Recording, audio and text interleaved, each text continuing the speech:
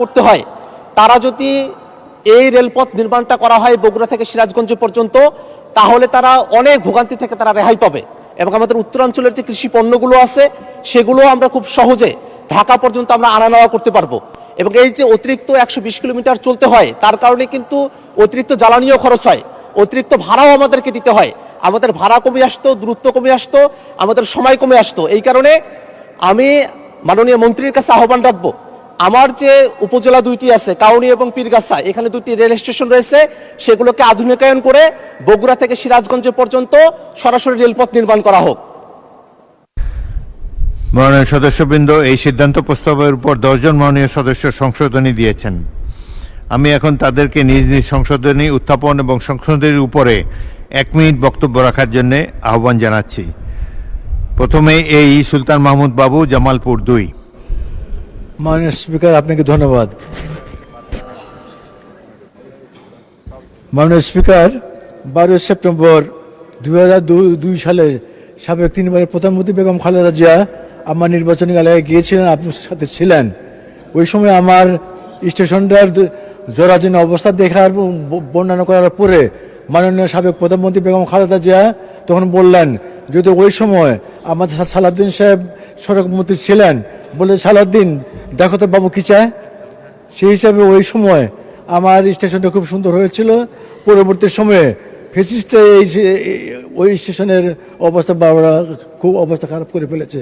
এবং সাথে সাথে আমার নির্বাচনী জামালপুর থেকে বিশেষ করে ঢাকা পর্যন্ত আমরা ডবল চাচ্ছি, আমরা ব্রড গেজ লাইন চাচ্ছি। এই কারণে আমাদের বর্তমানে যে বিমান প্রতিমন্ত্রী উনি জনাব মোহাম্মদ জাহানদার আলী মিয়া, মাদারীপুর 2। মাননীয় স্পিকার, আপনাকে ধন্যবাদ। আমি মোহাম্মদ জাহানদার আলী মিয়া, মাদারীপুর 2 সদস্য। আমি প্রস্তাব করিতেছি যে মূল প্রস্তাবের পূর্বে অবিলম্বে শব্দটি সংযোজন করা হোক। মাননীয় স্পিকার, রেল লাইনটা ভাঙা পর্যন্ত আছে। আমরা দক্ষিণ অঞ্চলের মানুষ, যদি এই রেল লাইনটি ভাঙ্গার থেকে কুয়াকাটা পর্যন্ত যায়, তাহলে আমরা দক্ষিণ অঞ্চলের মানুষগুলি তাড়াতাড়ি আমরা ঢাকার সাথে সংযোগ দিতে পারবো এবং সকল ধরনের উন্নয়ন কাজগুলো আমরা করতে পারবো। আমি আপনাকে ধন্যবাদ জানাচ্ছি মাননীয় স্পিকার। মাননীয় সদস্য মোহাম্মদ আব্দুল গফুর, কুষ্টিয়া 2। বিসমিল্লাহির রহমানির রহিম। মাননীয় স্পিকার, আপনাকে ধন্যবাদ। রংপুর 4 মাননীয় সদস্য আক্তার হোসেন যে প্রস্তাবনা সিদ্ধান্ত প্রস্তাব, তার সাথে একমত পোষণ করে আমার 76 কুষ্টিয়া 2 আসনের মধ্যে 2টি উপজেলার মধ্যে 4টা রেল স্টেশন আছে, যা ইতিমধ্যেই একেবারেই ব্যবহার অনুপযোগী হয়ে পড়েছে। যাত্রীরা সেখানে ওঠানামা, তাদের বিশ্রামের কোনো সুযোগ নেই। এই কারণে বর্তমান সময়ে রেল ভ্রমণ অত্যন্ত জনপ্রিয় হয়েছে। এর জন্য স্টেশনগুলির আধুনিকায়ন করা খুবই জরুরি। এর সাথে সাথে আমার একটি রেল স্টেশন পোড়াদহ জংশন, সেইখানে বাংলাদেশের মধ্যে বৃহত্তম কাপড়ের হাট এবং চাল রপ্তানিকারক এলাকা হওয়ার কারণে হাজার হাজার যাত্রী সেখানে আসা যাওয়া করে। সেইখানে আরও কিভাবে আধুনিকায়ন করা যায় সে ব্যাপারে প্রয়োজনীয় ব্যবস্থা নেওয়ার জন্য মাননীয় সদস্য শামসুর রহমান শিমুল বিশ্বাস, পাবনা 5। বিসমিল্লাহির রহমানির রহিম। মাননীয় স্পিকার, আপনাকে ধন্যবাদ। রংপুর 4 আসন থেকে নির্বাচিত সংসদ সদস্য আক্তার হোসেন কর্তৃক উত্থাপিত এবং আলোচ্য সিদ্ধান্ত প্রস্তাবটি সমর্থন করে আমি যে সংশোধনী প্রস্তাব প্রদান করেছি। মাননীয় স্পিকার, রেল যোগাযোগ হতে সাশ্রয়ী, নিরাপদ, আরামদায়ক, যাতায়াতের অন্যতম সেরা মাধ্যম। এটি পণ্য পরিবহন অত্যন্ত কার্যকরী, যা দেশের অর্থনৈতিক কর্মযোগের ব্যাপক প্রসার ও ভারসাম্যমূলক উন্নয়নে ভূমিকা রাখে। এমত অবস্থায় মূল প্রস্তাবের সাথে রংপুর জেলার কাউনিয়া শব্দাবলীর পর ঢাকা টু পাবনা সরাসরি ট্রেন চালুর শব্দাবলী সংযোজন করে আলোচ্য সিদ্ধান্ত প্রস্তাবটি মহান জাতীয় সংসদ কর্তৃক গ্রহণ করা হোক। মাননীয় স্পিকার, 180 দিনের কর্মপরিকল্পনার মধ্যে এই প্রকল্পটি ইতিমধ্যে গৃহীত হয়েছে। আপনাকে ধন্যবাদ মাননীয় স্পিকার। মাননীয় সদস্য আলী আজম মোহাম্মদ আবু বকর, ঝিনাইদহ 2। মাননীয় স্পিকার, আপনাকে ধন্যবাদ। মাননীয় সংসদ সদস্য আক্তার হোসেন রংপুর 4 সিদ্ধান্ত প্রস্তাবটি উত্থাপন করেছেন যে রংপুর জেলার কাউনিয়া ও পীরগাছা রেল স্টেশনের আধুনিকায়ন সহ উত্তরবঙ্গের সাথে ঢাকার দূরত্ব কমাতে সরাসরি ব্রডগেজ রেলপথ নির্মাণ করা হোক। এই প্রস্তাবের সাথে পূর্ণ সমর্থন জ্ঞাপন করছি। সাথে সাথে আমার নির্বাচনী এলাকা ঝিনাইদহ ঝিনাইদহ শহরে রেলপথ আসলে নেই, তা আশেপাশে মাগুরা পর্যন্ত এসেছে, কালীগঞ্জ উপজেলা পর্যন্ত এসেছে। যে কোনো জায়গা থেকে হোক অতি দ্রুত ঝিনাইদহ শহরকে রেলপথের আওতাভুক্ত করা হোক। মাননীয় স্পিকার, আপনাকে ধন্যবাদ। মাননীয় সদস্য মোহাম্মদ আফজাল হোসেন, কুষ্টিয়া 4। মাননীয় স্পিকার, আপনাকে ধন্যবাদ। রংপুর 4-এর মাননীয় সংসদ সদস্য জনাব আক্তার হোসেন কর্তৃক উত্থাপিত প্রস্তাবটি সমর্থন করছি। সেই সাথে আমার নির্বাচনী এলাকা কুষ্টিয়া 4-এর কুমারখালী এবং খোকসার সকল স্টেশন আধুনিকরণের করা প্রস্তাব করছি। মাননীয় স্পিকার, আমার নির্বাচনী এলাকায় 3টি রেল স্টেশন আছে। একটি রেল স্টেশনের কোনো প্ল্যাটফর্ম নাই, বাকি 2টার প্ল্যাটফর্ম থাকলেও ট্রেনের তুলনায় প্ল্যাটফর্মটা অনেক নিচু। এখানে আধুনিকতার কোনো ছোঁয়া লাগে নাই। আমি আপনার মাধ্যমে মাননীয় রেলমন্ত্রীর কাছে বিনীত অনুরোধ জানাতে চাই, আমার নির্বাচনী এলাকার 3টি রেল স্টেশনকে আধুনিকরণ করে এলাকার মানুষের যাতায়াতের সুবিধা করে দেওয়ার জন্য বিনীত অনুরোধ জানাচ্ছি। মাননীয় স্পিকার, আপনাকে ধন্যবাদ। মাননীয় সদস্য মোহাম্মদ আনিসুর রহমান, মাদারীপুর 3। মাননীয় স্পিকার, আপনাকে ধন্যবাদ। আক্তার হোসেন রংপুর 4 তার প্রস্তাবনার সাথে একমত পোষণ করছি। পাশাপাশি আমার নির্বাচন এলাকা মাদারীপুর 3, মাদারীপুর সদর কালকিনি হয়ে বরিশাল শহর পর্যন্ত আমরা ফরিদপুরের ভাঙা যে রেল সংযোগটি আছেন সেই রেল সংযোগ থেকে বরিশাল শহর পর্যন্ত রেল সংযোগ স্থাপনের জন্য অনুরোধ করছি। কারণ আমাদের এই এলাকার কৃষি পণ্য, বিশেষ করে ফল এবং সবজি পরিবহনের ক্ষেত্রে অনেক ক্ষেত্রে পরিবহনের যে মূল্য আসে তার সাথে যখন পদ্মা সেতুর টোল যোগ জনাব মোহাম্মদ সেলিম রেজা, সিরাজগঞ্জ 1। বিসমিল্লাহির রহমানির রহিম। মাননীয় স্পিকার, আপনাকে ধন্যবাদ। আমি রংপুর 4 আসনের মাননীয় সংসদ সদস্য যে প্রস্তাব দিয়েছে সেই প্রস্তাবের সাথে আমি একমত। সেই প্রস্তাবের সাথে আমি সংযোজন করিতেছি, মূল সংযোজনের পূর্বে অবিলম্বে শব্দটি যোগ করা হোক। আমি মাননীয় প্রধানমন্ত্রীকে ধন্যবাদ জানাই, উনি বগুড়া টু সিরাজগঞ্জ রেল লাইনের ব্যাপারে সিদ্ধান্ত দিয়ে এসেছে। আমি আমার এলাকা সিরাজগঞ্জের বাজার স্টেশনটি অত্যন্ত অরক্ষিত। একটা ট্রেন সকালে আসে, এই স্টেশনটি সুরক্ষার জন্য আমি মাননীয় মন্ত্রীর দৃষ্টি আকর্ষণ করছি। আপনাকে ধন্যবাদ। মাননীয় সদস্য মোহাম্মদ আব্দুল মান্নান, ব্রাহ্মণবাড়িয়া 5। মাননীয় স্পিকার, আপনাকে ধন্যবাদ। আমি রংপুর 4 আসন থেকে নির্বাচিত মাননীয় সংসদ সদস্য জনাব আক্তার হোসেনের প্রস্তাবের সাথে সিদ্ধান্ত প্রস্তাবের সাথে আমি একমত। মাননীয় স্পিকার, আমার ব্রাহ্মণবাড়িয়াবাসীর প্রাণের দাবি ব্রাহ্মণবাড়িয়া টু ঢাকা একটি স্পেশাল কমিউনিটি ট্রেনের। ব্রাহ্মণবাড়িয়া থেকে প্রচুর মানুষ প্রতিদিন ঢাকা আসা যাওয়া করে। যদি একটি স্পেশাল কমিউনিটি ট্রেন দেওয়া হয় তাহলে ব্রাহ্মণবাড়িয়ার লোকজন সকালে ঢাকা এসে ঢাকা অফিস করে আবার ব্রাহ্মণবাড়িয়া চলে যেতে পারবে। কাজেই ঢাকা একদিক থেকে সুবিধা হইল যে ঢাকাতে মানুষের চাপ কমবে এবং প্রতিদিন অফিস করে ব্রাহ্মণবাড়িয়াতে চলে যেতে পারবে। মাননীয় স্পিকার, আপনাকে ধন্যবাদ।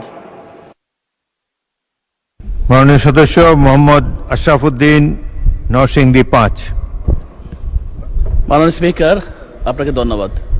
মাননীয় স্পিকার, জনাব আক্তার হোসেন মাননীয় সংসদ সদস্য উনি যে প্রশ্নটি রেখেছেন সেটা হলো রংপুর জেলার কাউনিয়া ও পীরগাছা রেল স্টেশনের আধুনিকায়ন এবং উত্তরবঙ্গের সাথে ঢাকা দূরত্ব কমাতে সরাসরি ব্রডগেজ রেলপথ নির্মাণ করা হোক।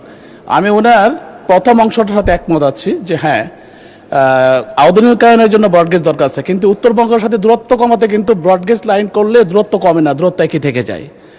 যাই হোক, আমার সংশোধনী হলো যে আমরা চাচ্ছি যে মিটার গেজ লাইন থেকে ব্রডগেজ লাইন রূপান্তর শুধু রেলপথ উন্নয়ন নয়, এটি একটি জাতীয় অর্থনীতি, বাণিজ্য, শিল্প ও জনজীবনের জন্য একটা যুগান্তকারী পদক্ষেপ।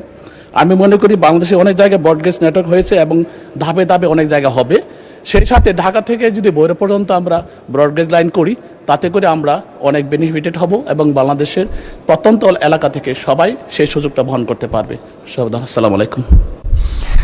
মাননীয় সদস্যবৃন্দ, আমি এখন মূল সিদ্ধান্ত প্রস্তাব এবং তার উপর আনিত সংশোধনী সম্পর্কে মাননীয় রেলপথ মন্ত্রী শেখ রবিউল আলমকে বক্তব্য রাখার জন্য আহ্বান জানাচ্ছি। সময় 3 মিনিট। মাননীয় স্পিকার, আপনাকে ধন্যবাদ। মাননীয় সংসদ সদস্য সিদ্ধান্ত প্রস্তাবে দুটি প্রস্তাবনা উপস্থাপন করেছেন। একটি হচ্ছে রংপুর জেলার কাউনিয়া ও পীরগাছা রেল স্টেশনের আধুনিকায়ন, আরেকটি হচ্ছে ঢাকা থেকে উত্তরবঙ্গের দূরত্ব কমানো এবং যাত্রার জন্য সময় কমানোর প্রস্তাব। প্রথম যে প্রস্তাবনা তিনি করেছেন তার জ্ঞাতার্থে বলছি মহান সংসদকে, এডিবির অর্থায়নে রেলওয়ে কানেক্টিভিটি ইমপ্রুভমেন্ট প্রিপারেটরি ফ্যাসিলিটির প্রকল্পের আওতায় উপপ্রকল্প 4 অনুসারে সান্তাহার বাইপাস সহ সান্তাহার, বগুড়া, কাউনিয়া, লালমনিরহাট যে মিটার গেজ লাইনটি বিদ্যমান আছে সেটাকে ডুয়েল গেজে রূপান্তরিত করার প্রকল্প ইতিমধ্যে নেওয়া হয়েছে। পাশাপাশি ওই একই লাইনের সমান্তরালে আরেকটি ব্রড গেজ প্রকল্প ইতিমধ্যে গ্রহণ করার প্রক্রিয়া চলমান আছে। এই প্রকল্পটি গ্রহণ করে ইতিমধ্যে ফিজিবিলিটি স্টাডি রিপোর্ট কনসালটেন্ট কর্তৃক দাখিল করা হয়েছে। বর্তমান ডিটেইল ডিজাইনের কাজ চলছে। এই প্রকল্পটি বাস্তবায়ন করবার জন্য সরকার সিদ্ধান্ত নিয়েছে। এই প্রকল্পের মধ্যেই এই আপনার রংপুর জেলার কাউনিয়া এবং পীরগাছা রেল স্টেশনের আধুনিকায়ন যুক্ত রয়েছে। তার মানে ওই রেল স্টেশন দুটি আধুনিকায়নের কাজ সরকার গ্রহণ করেছে। দ্বিতীয় অংশে রয়েছে তিনি ঢাকা থেকে উত্তরবঙ্গের দূরত্ব কমাতে চান এবং স্বাচ্ছন্দ্যে রেল যাত্রা উপভোগ করতে চান উত্তরবঙ্গের মানুষ। ইতিমধ্যে বগুড়া থেকে সিরাজগঞ্জ পর্যন্ত রেল লাইন একটি নতুন ডুয়েল গেজ রেল লাইন নির্মাণ আপনার চলমান রয়েছে। আমি এই কথা বলছি, জুনে উদ্বোধন হবে, সকল প্রক্রিয়া সম্পন্ন হয়েছে। তাতে 120 কিলোমিটার দূরত্ব কমবে এবং 2 ঘন্টা যাত্রা কমবে। অর্থাৎ এই প্রকল্পটিও বাস্তবায়ন চলমান, আর আগের প্রকল্পটি ইতিমধ্যে গৃহীত হয়েছে। যার ফলে মাননীয় সংসদ সদস্যের দুটি সমস্যার সমাধানই বা দুটি প্রস্তাবনাই গৃহীত প্রকল্পের মধ্যে নিহিত আছে। অতএব আমি মনে করছি মাননীয় সংসদ সদস্য তার দাবি অথবা এই সিদ্ধান্ত প্রস্তাবটি প্রত্যাহার করতে পারেন, কারণ এটা বাস্তবায়ন আধীন প্রক্রিয়ার মধ্যে আছে। বেশ কয়েকজন সংসদ সদস্য সংশোধনী প্রস্তাব দিয়েছেন, আমি সেটা পড়েছি। কয়েকটি ইতিমধ্যে সরকার গৃহীত করেছে, কয়েকজন অবিলম্বে সংযুক্ত করতে বলেছেন। যেহেতু প্রকল্প চলমান, অতএব অবিলম্ব শব্দটিও সংযুক্তের খুব প্রয়োজন আছে বলে মনে করছি না। ধন্যবাদ মাননীয় স্পিকার। মাননীয় সদস্য আক্তার হোসেন, আপনার সিদ্ধান্ত প্রস্তাব সম্পর্কে মাননীয় মন্ত্রী যে বিবৃতি দিলেন তার প্রেক্ষিতে আপনি ইচ্ছা করলে প্রস্তাবটি প্রত্যাহার করতে পারেন।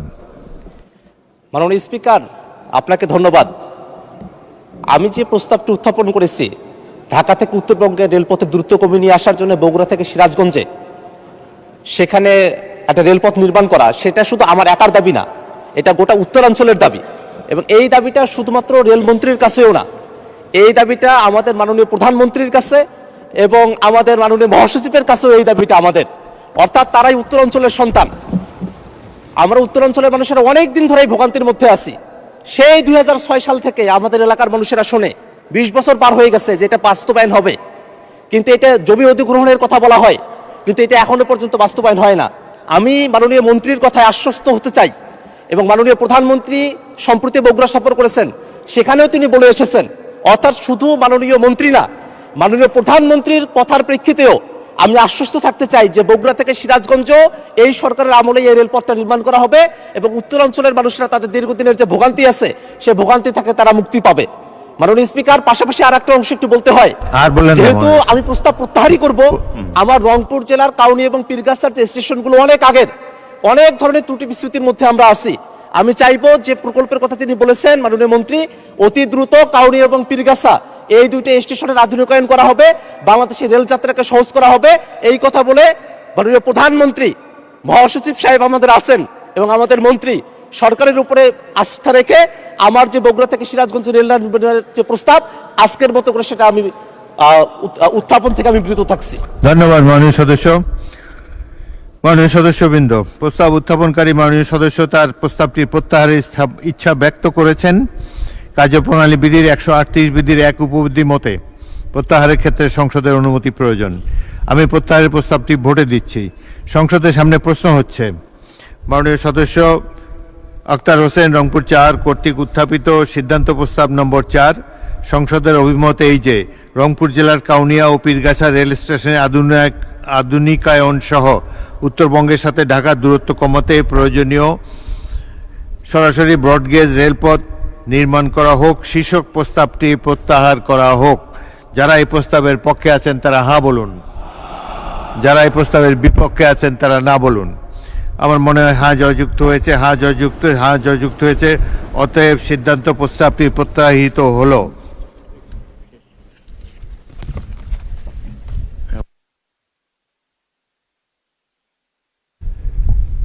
মাননীয় প্রধানমন্ত্রী,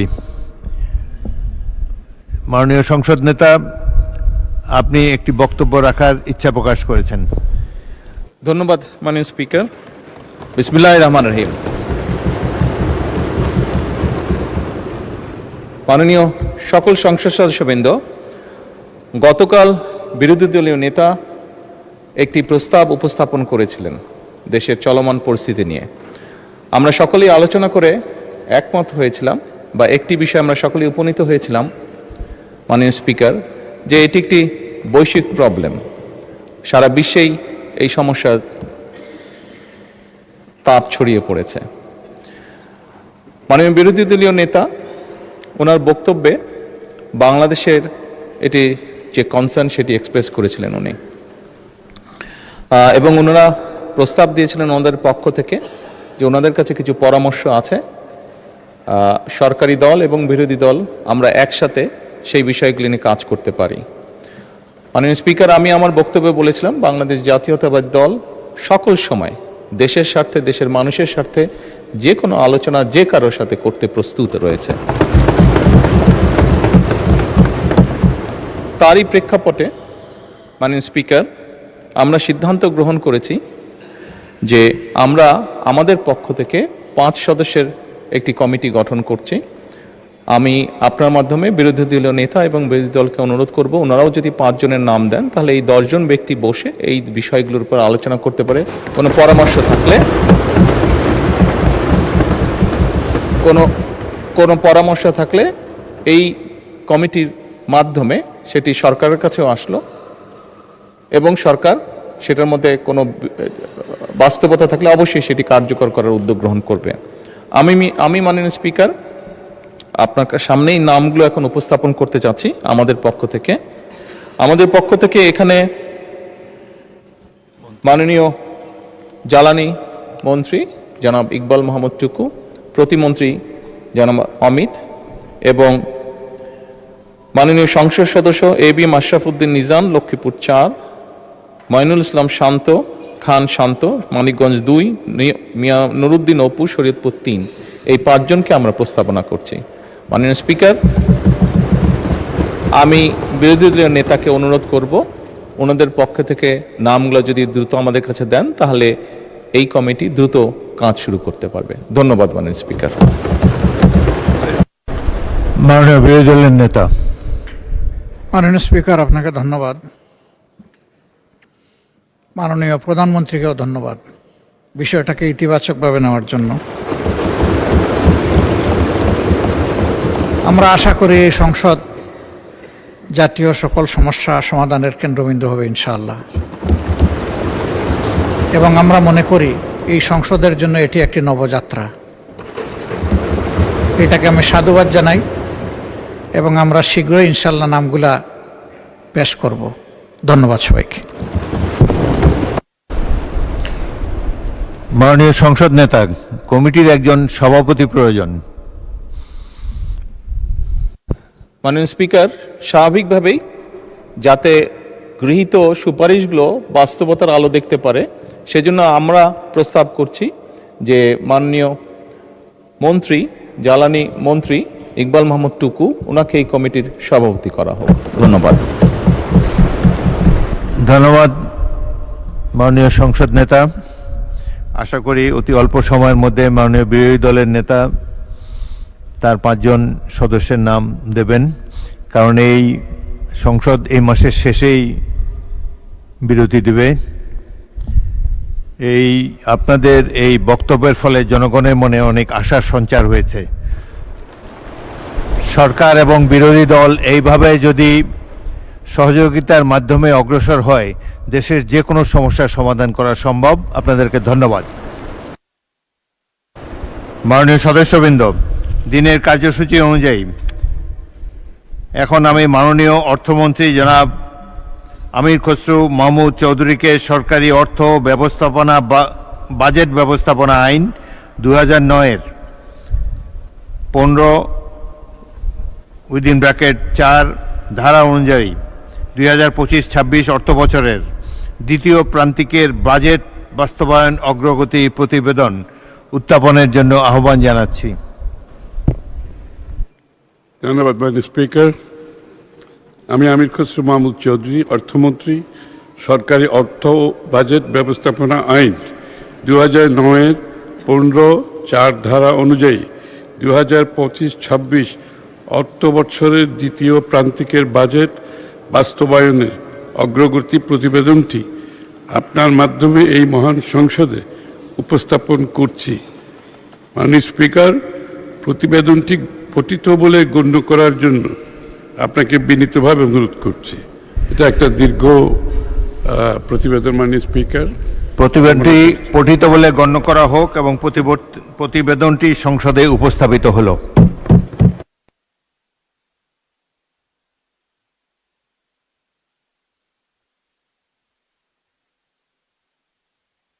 মাননীয় সদস্যবৃন্দ, দিনের কার্যসূচি অনুযায়ী এখন মহামান্য রাষ্ট্রপতির ভাষণ সম্পর্কে আনীত ধন্যবাদ প্রস্তাবের উপর আলোচনা। প্রথমেই আমি আহ্বান জানাবো মোহাম্মদ হাফিজ ইব্রাহিম, ভোলা 2, সময় আপনার 5 মিনিট। মাননীয় স্পিকার, 5 মিনিটে তো বক্তব্য শেষ হবে না, আপনার ক্ষমতা বলে আপনার বাড়িয়ে দিতে হবে। মাননীয় স্পিকার, বিসমিল্লাহির রহমানির রহিম। মাননীয় স্পিকার, আজ এই সম্মানিত সংসদে দাঁড়িয়ে আমি আমার বক্তব্যের প্রারম্ভে আমি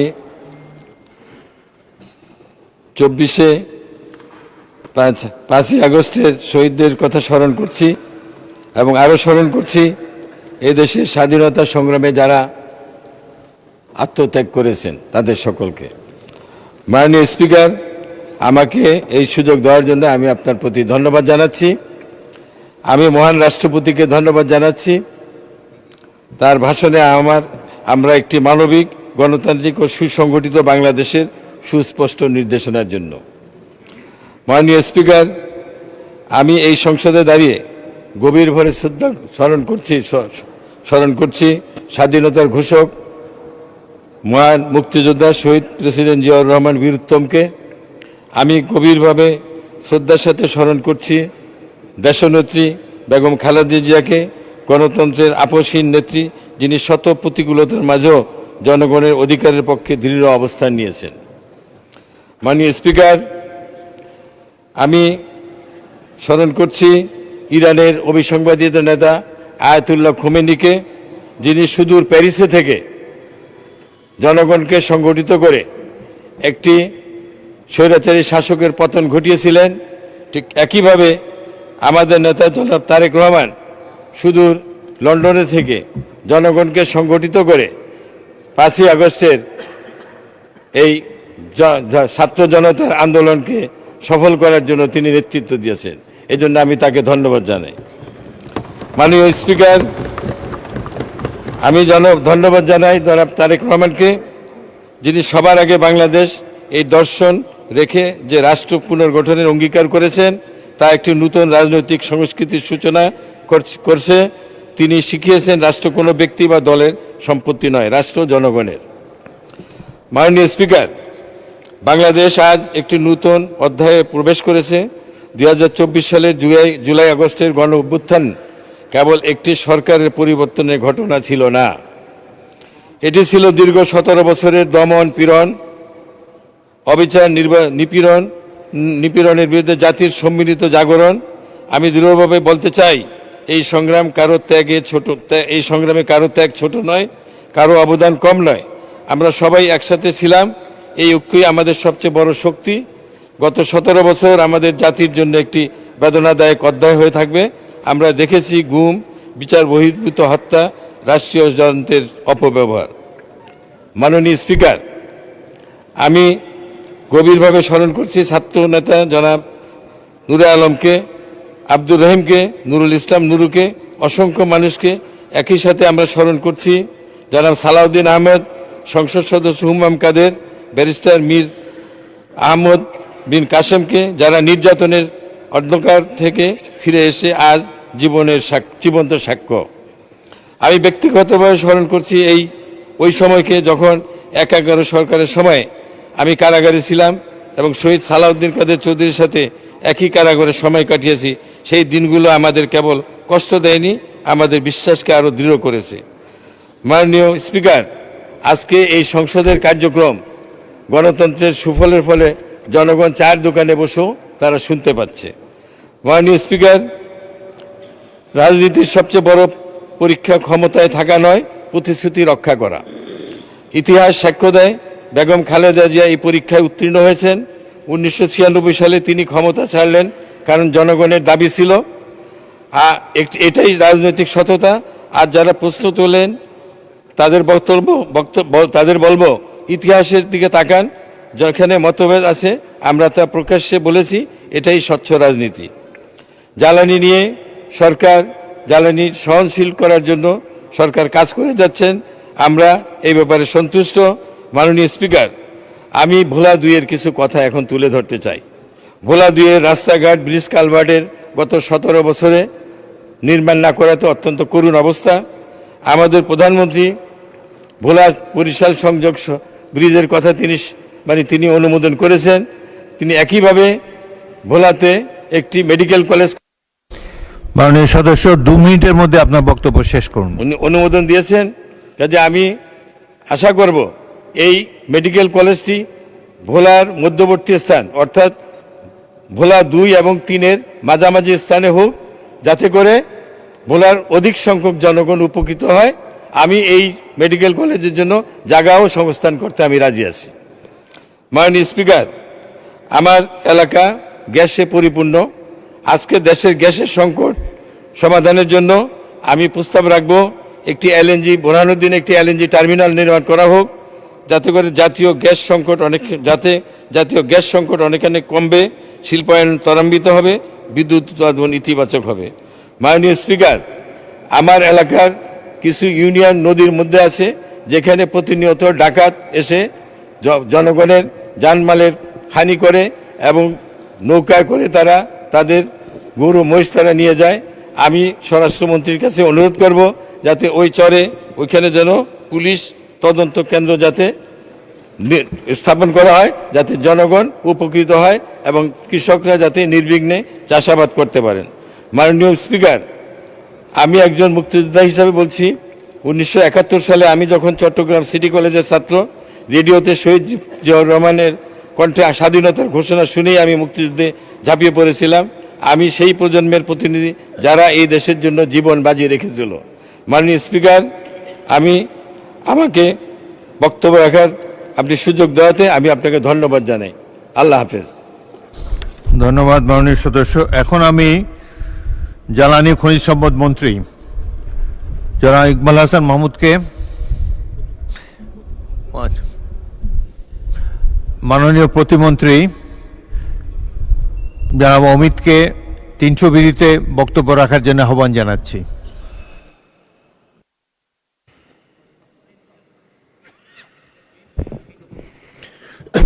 ধন্যবাদ মাননীয় স্পিকার। গতকাল জরুরি জনগুরুত্বপূর্ণ বিষয় অর্থাৎ জ্বালানি পরিস্থিতি নিয়ে সরকারি দল এবং বিরোধী দল বিশদ আলোচনা করেছে।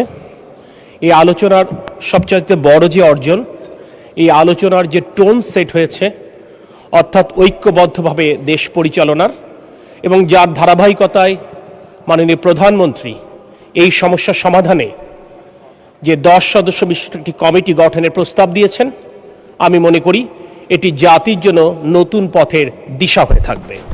তাই প্রথমেই আমি মাননীয় প্রধানমন্ত্রী, মাননীয় বিরোধী দলীয় নেতা সকলকে সংশ্লিষ্ট এই সমস্যার সমাধানে আন্তরিক উদ্যোগ নেবার জন্য ব্যক্তিগতভাবে এবং আমাদের মন্ত্রণালয় অর্থাৎ বিদ্যুৎ, জ্বালানি এবং খনিজ সম্পদ মন্ত্রণালয়ের পক্ষ থেকে ধন্যবাদ জানাচ্ছি। একটি কথা স্পষ্ট করে বলতে চাই, গতকাল মাননীয় মন্ত্রী, আমাদের মন্ত্রণালয়ের কিংবা আমার উচ্চারিত প্রতিটি বাক্য, শব্দ এবং অঙ্কের পেছনে যুক্তি ছিল, তথ্য ছিল, উপাত্ত ছিল এবং দায়িত্বশীলতা ছিল। যদিও বিগত ফ্যাসিবাদ বিরোধী আন্দোলনে বিভিন্ন কর্মকাণ্ডের কারণে সরকারের প্রতি জনগণের আস্থা কমে যাবার কারণে সরকারের তরফ থেকে কোনো বক্তব্য আসলে স্বাভাবিকভাবে সেখানে আস্থা অর্জন করতে দেশবাসীর কিছুটা হলে সময় লাগবে। কিন্তু মাননীয় মন্ত্রী গতকাল স্পষ্ট করেছেন, আমরা আমাদের শপথের মর্যাদা যেমন রাখতে চাই, ঠিক তেমনি এই পবিত্র মহান সংসদের মর্যাদাও আমরা অক্ষুণ্ণ রাখতে চাই। সে কারণে প্রতিটি কথার মধ্যে স্বচ্ছতা রয়েছে। বাংলাদেশের ইতিহাসে যে ঘটনাটি কখনো ঘটেনি তেমন একটি নজির আজকের সংসদ নেতা তথা মাননীয় প্রধানমন্ত্রী রাখতে চলেছেন। অর্থাৎ বর্তমানের নিরবিচ্ছিন্ন বিদ্যুৎ সাপ্লাই নিশ্চিত করবার জন্য সরকার যে উদ্যোগ গ্রহণ করেছেন, এ ব্যাপারে আমরা মাননীয় প্রধানমন্ত্রী তথা সংসদ নেতার পরামর্শে আমরা মাননীয় বিরোধী দলীয় নেতার সাথেও আলোচনা করেছি, তার পরামর্শ গ্রহণ করেছি। স্বীকার করতে কোনো দ্বিধা নেই, এই উত্তপ্ত গরমে, গ্রীষ্মে আমাদের অনেককেই বিদ্যুৎ সমস্যায় নাজেহাল হতে হচ্ছে। যে কথাটি স্পষ্টভাবে উচ্চারিত হচ্ছে, এই সমস্যা একদিনের নয়। এই পুঞ্জীভূত সমস্যার দায় কোনোভাবেই বর্তমান নির্বাচিত সরকার কিংবা কারণ নয়, এটি বিগত ফ্যাসিস্ট সরকারের অব্যবস্থাপনার দায় আমাদের সকলকে নিতে হচ্ছে। আর তাই বর্তমানে উৎপাদন ক্ষমতা কাগজে কলমে অনেক বেশি থাকলেও বাস্তবতার সাথে সেটির গড়মিল রয়েছে। গতকাল বিদ্যুতের সর্বোচ্চ যে চাহিদা ছিল, সেই চাহিদার প্রায় 16,000 মেগাওয়াট। তার বিপরীতে গতকাল আমরা বিদ্যুৎ উৎপাদন করতে সক্ষম হয়েছি 14,126.35 মেগাওয়াট। অর্থাৎ আমাদেরকে 2,086 মেগাওয়াট লোডশেডিং করতে বাধ্য হতে হয়েছে। এবং এক্ষেত্রে একটি নীতি এই সরকার প্রথম থেকে গ্রহণ করেছিল, যেহেতু ফসল ওঠার মৌসুম, অর্থাৎ কোনোভাবেই আমাদের কৃষকেরা যেন ক্ষতিগ্রস্ত না হয়, অর্থাৎ ফসলের ক্ষেতে সেচের জন্য পর্যাপ্ত ডিজেল এবং বিদ্যুৎ নিরবিচ্ছিন্ন রাখবার নির্দেশনা মাননীয় প্রধানমন্ত্রী আমাদেরকে দিয়েছিলেন।